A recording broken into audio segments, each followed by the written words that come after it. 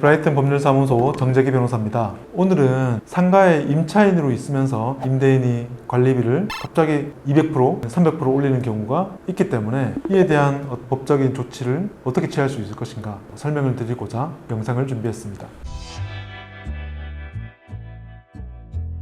상가 임대차 계약은 보통 월세와 관리비로 구성이 되죠. 월세의 경우에는 상가 임대차 보호법에 따라서 갱신 시 5% 이상 인상할 수 없다는 제한이 있습니다.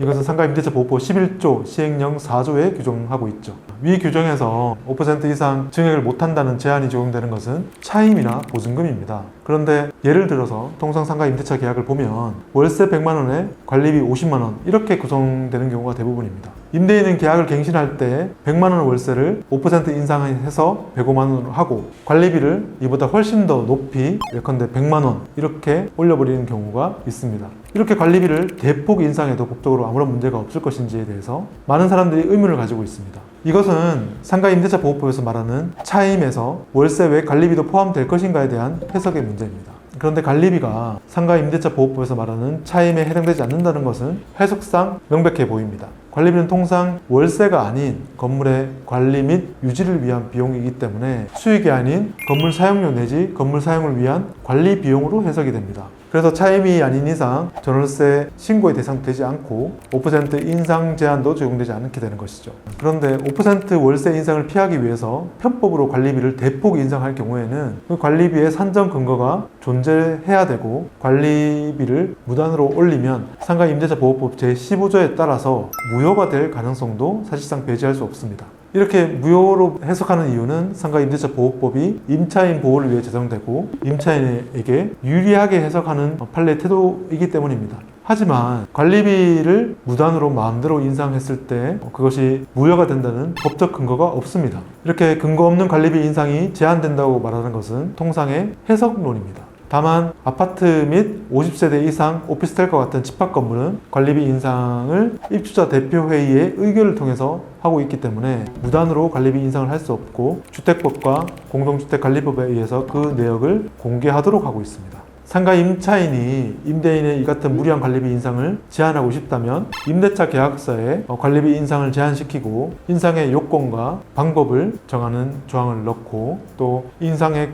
내용 및 근거를 제시하도록 하는 명문의 규정을 넣는 방안도 고려할 필요가 있습니다. 물론 이런 임차인의 요구에 대해서 임대인이 다 받아들인다는 것은 사실상 불가능에 가깝습니다. 그래서 만약 그렇지 않은 상태에서 관리비를 5% 이상 무단으로 올렸을 때 어떻게 대응하는 것이 좋을까? 임대인의 무단 관리비 인상을 받아들이지 못한다면 임차료 5% 인상은 상가 임대차 보호법에 따라서 수용하지만 관리비 인상은 근거가 없기 때문에 구체적 신청 내용을 달라고 요구해야 할 것입니다. 임대인이 구체적 산정 내용을 제출할 의무는 없지만 이 내역을 제출하지 않고 관리비를 무단으로 인상하더라도 인상분에 한해서는 법률적 효력이 생기지 않습니다. 임차인도 관리비 인상분 미지급으로 인한 임차인의 임대차 계약 위반에도 해당되지 않기 때문에 임차인도 임대인이 무단으로 관리비 인상을 하면 그 관리비 인상분에 대해서는 관리비를 지급하지 않더라도 임대차 계약 위반에 해당되지 않게 됩니다. 물론 이때도 임차인은 기존 갱신 전 임대차 계약에 따른 관리비는 계속 지급을 해야 됩니다.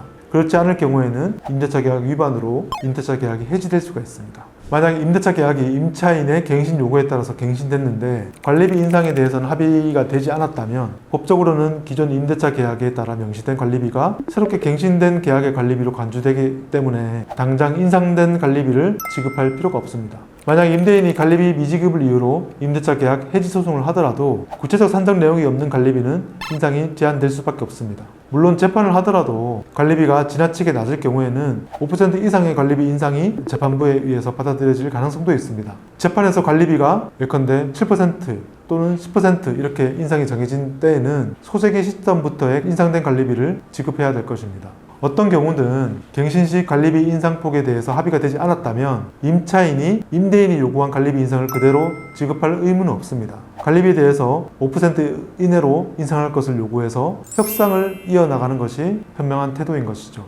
이렇게 협상을 하다가 도저히 안 되면 임대인이 임차인을 상대로 관리비 지급 소송을 제기할 텐데 재판에 들어가면 임대인이 왜 관리비를 인상하는지, 인상이 타당한지에 대해서 재판부에 심리를 거치게 됩니다. 따라서 관리비를 무단으로 대폭 증액했던 인상 요구에 대해서는 재판에서 인정되지 않을 가능성이 높을 것입니다. 그래서 관리비를 무단으로 대폭 인상한 케이스에서 내가 임차인으로서 그 인상된 관리비를 무조건 합의 없이 지급을 해야 되는지, 이건 아닙니다. 다만 그렇게 무단 관리비 인상을 했을 때 임차인으로서는 적절한 관리비를 인상해달라고 요구를 하고 협상을 이어가다가 만약 협상이 되지 않으면 소송해서 임대인이 관리비 인상에 대해서 정확한 산출 내역을 요구하는 방식으로 대응하는 것이 제일 현명한 방법으로 생각됩니다. 혹시 관리비 인상의 방법과 내용에 대해서 궁금한 사항이 있으면 언제든지 저한테 연락을 주시기 바랍니다. 이상입니다.